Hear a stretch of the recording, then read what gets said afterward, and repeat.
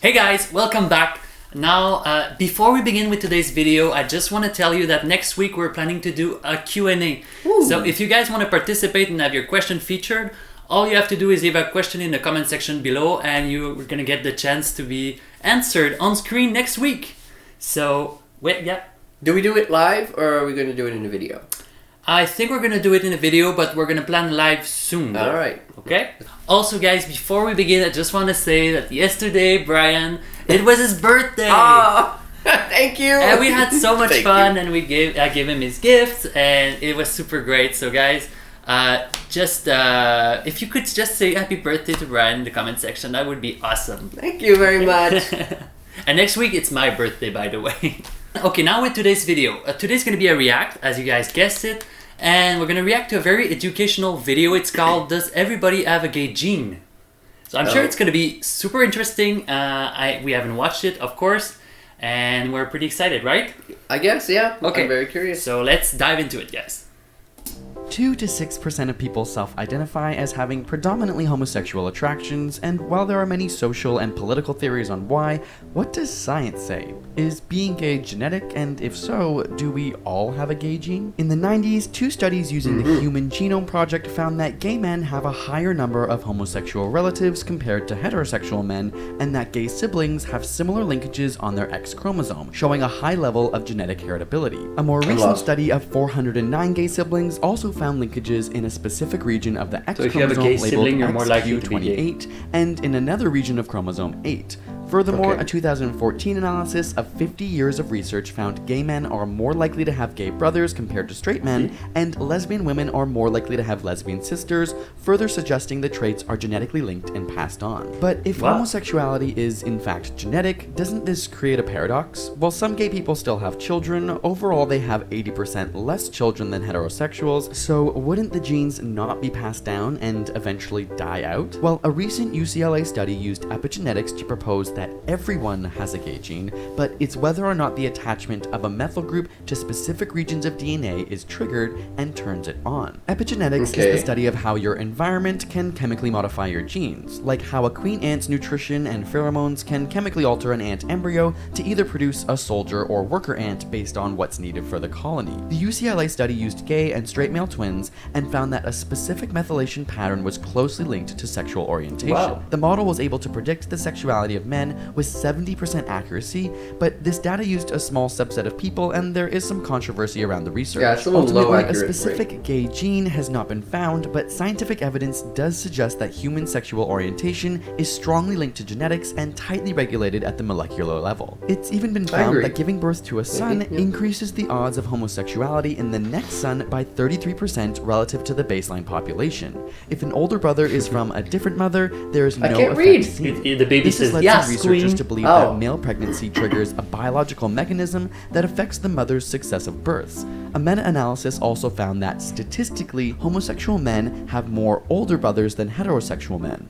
Another study found that women exposed to high levels of testosterone in utero have higher rates of being not straight. So why does this happen? The gay uncle hypothesis suggests that gay members of a family that don't reproduce still increase the prevalence of their family's genes in future generations by helping to provide resources for offspring that they're related We're to. both uncles. After all, Gay it's uncles. not just survival of the fittest individual, but the fittest family. Studies also show that there are lower levels of hostility and higher levels of emotional intelligence, compassion, and cooperation in gay men, which may also increase altruism and survival in human groups. Another hypothesis suggests that the genes for homosexuality are ultimately coding for attraction, meaning female relatives of gay men who share this same gene will also have stronger attractions to men, providing an evolutionary advantage. And studies have shown that these females have more babies on average. The same would be true of lesbians and their straight male relatives. The famous scientist E.O. Wilson once said, "Homosexuality gives advantages to the group. A society that condemns homosexuality condemns itself." Historically, I love that quote, my new quote. To the queer community. In the past, it was generally accepted that the brains and bodies of homosexuals were presumed to be of lower status, with a popular belief that homosexual behavior was a result of defective development.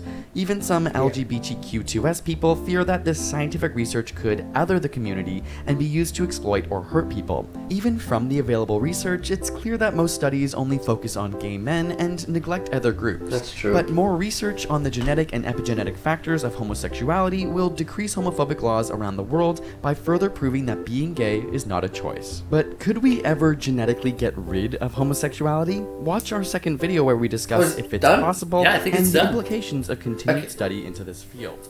And subscribe for more weekly science videos. Well, that was very informative. Yeah, it was- and Like you said, very educational, but let me just say this. Yeah. With educational videos, especially around biology and stuff like that, I am lost like that. So I pretty much didn't understand a whole lot of what he said. And I have a lot of trouble wrapping my head around the fact that, even with studies backing him up, that when they say when you have a gay sibling, you're more likely to have another gay member of your family. I just don't understand how that works. because what they're saying is that, let's say like me and my sister, okay? Yeah. So we were conceived by the same parents, and I have the gay gene, we could say, that has been activated, which means my sister may have Yeah, but the same kind of genes as I am, and they say that these people like have they can pass it on and have higher chances of being like having gay children. but we all have the gay gene. That's what he was saying. Yes, but suggesting. yeah, they're suggesting that. But what I understood is that some they need to be activated By with what? like special proteins or something like that. Like it lays dormant, and then if you have like during the process, there's the gene What kind process? of thing. Well, they explained it. I don't know the terms, Brian. But you It's have to like I'm watch in it class. again. I'm like, okay, I get it. Yes. Now repeat that for me. Oh, it's- I forget. I just don't know. It's super like. Well, I thought it was pretty. I mean- interesting. Yeah, it was interesting. I just don't get it. Because Okay. I feel like even if you have like a wouldn't you be more likely to have the same amount of like gay people in your family than you would heterosexual people? No, 'cause- Isn't it the same thing? No, it's not, because it's a different process. Because the difference with being straight is that you need like this additional thing to be activated. I'm an idiot. I just don't get it. And I like the way that they were telling about studies that go back to the 90s and everything, and that gay people are actually good for society, which proves like many people wrong that say that gay people like are not useful for the society and everything. And all in all, I think it was pretty cool, pretty short and sweet. The animation was great. If somebody's scientific in our him and him community, please explain it to me in small words, bite-sized words. I'm that I gonna can make you watch it understand. again. Okay? Even the drawings didn't work. It's like, oh yeah, that's fine. Try repeat that. No, I just don't remember anything. But yeah, no, I got some small points. It's good. It's good. Okay, I'm so happy guys, that we helped society. tell us if you understood the video, please. And also, if you liked it, just tell it to us in the comment section. And also, don't forget, like I said in the beginning, we're going to do a Q&A next week for the video. And if you want your question to be featured, just ask it in the comment section below, and you might get picked for it. So, yeah. So, guys, thank you so much for watching. I hope you enjoyed it, and we're going to see each other next week for the Q&A. Bye, guys. Bye-bye. We love you so much.